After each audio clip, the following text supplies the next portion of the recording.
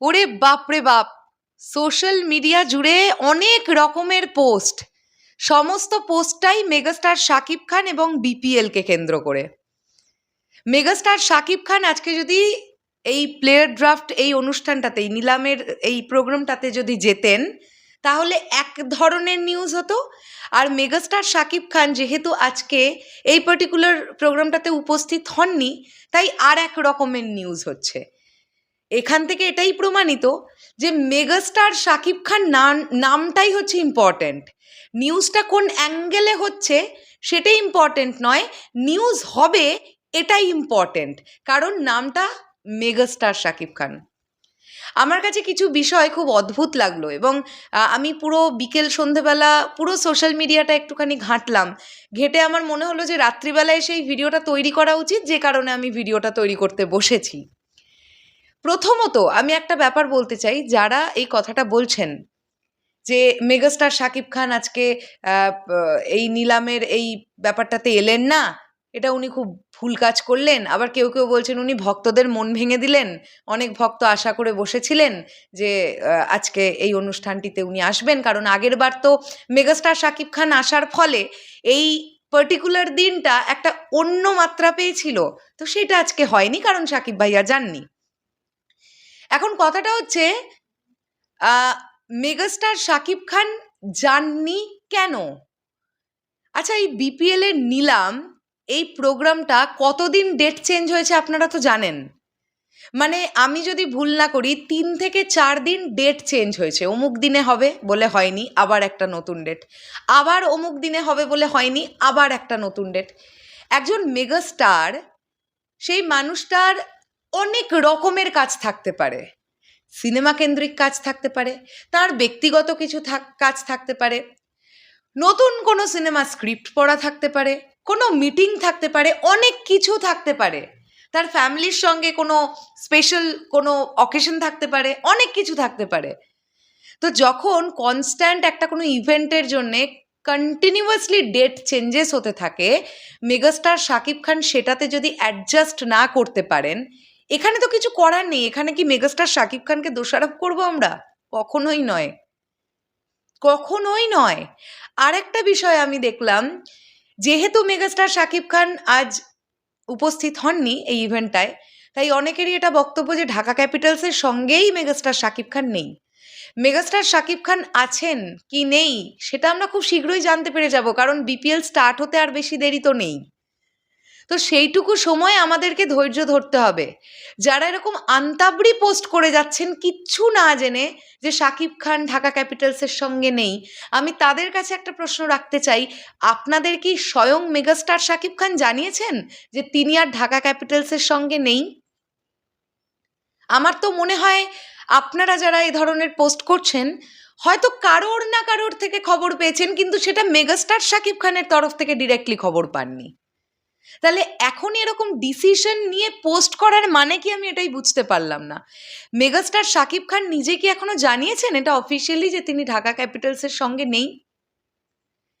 আজ থেকে ঠিক কয়েকদিন আগে যখন বিভিন্ন বড় বড় মিডিয়া হাউসগুলো এটা খবর করলো যে 5 বছরের জন্য ঢাকা ক্যাপিটালসের মালিকানায় মেগাস্টার শাকিব খান, আর যদি এরকম কোনো খবর মিডিয়া হাউসের কাছে থাকতো, ঠিক একইভাবে এই খবরটাও কিন্তু হতো যে আজকে মেগাস্টার শাকিব খান নিলামে উপস্থিত হননি, তার কারণ তিনি ঢাকা ক্যাপিটালসের সঙ্গে নেই।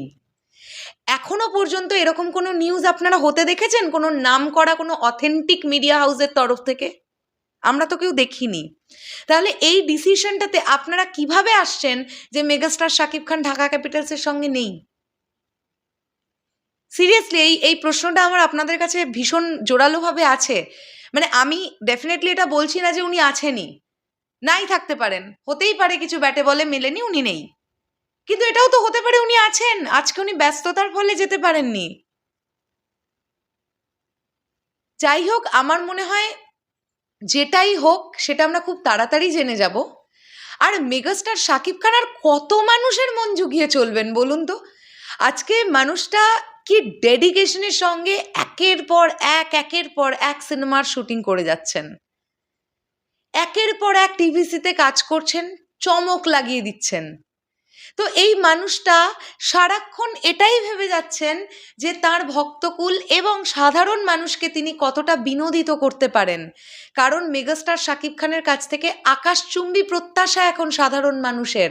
সাকিবিয়ানদের তো আছেই, জেনারেল অডিয়েন্সেরও প্রচুর প্রত্যাশা।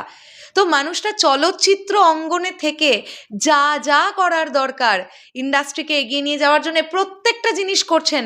একটাই তো মানুষ, আর কত এক্সপেকটেশন রাখেন আপনারা? আমি এটাই ভেবে অবাক হয়ে যাই। যাই হোক, আমার মনে হয় এ ধরনের মানে আনঅথেন্টিক নিউজ আপনারা বন্ধ করুন। মানে কোনো মিডিয়া হাউস তো করছে না, কিছু সামান্য ভিউ বা কিছু রিচ পাওয়ার জন্য যারা লেখালেখি শুরু করে দিয়েছেন ফেসবুকে যে শাকিব খান আর ঢাকা ক্যাপিটালসের সঙ্গে নেই, মালিকানায় নেই, এই নিউজ আপনারা কোথা থেকে পেয়েছেন এটা কাইন্ডলি একটু জানাবেন। কারণ আমার মনে হয় এই নিউজ যদি মিডিয়া হাউসের কাছে যেত, এতক্ষণ অপেক্ষা করতো না, মিডিয়া হাউস এতক্ষণে এই খবরটাকে আউট করে দিত, পাবলিশ করে দিত। তারা এতক্ষণে যখন পাবলিশ করেনি, তার মানে তাদের কাছেও হয়তো অথেন্টিক কোনো নিউজ এখনো নেই। তো যাই হোক, আমি শেষ করলাম ভিডিওটা। এই পুরো ব্যাপারটা নিয়ে মনে হলো কথা বলা উচিত, যে কারণে বললাম। দেখুন, আমি আজকে একটা কথা পরিষ্কারভাবে এই ভিডিওতে বলে যেতে চাই। ঢাকা ক্যাপিটালসের সঙ্গে যদি মেগাস্টার শাকিব খান জড়িত না থাকেন, সেদিন থেকে শরৎ মিউজিক ভেঞ্চার্সে আর ঢাকা ক্যাপিটালস নিয়ে কোনো নিউজ আসবে না। কারণ মেগাস্টার শাকিব খান আমাদের কনসার্ন, আমি এটা পরিষ্কারভাবেই জানিয়ে দিলাম।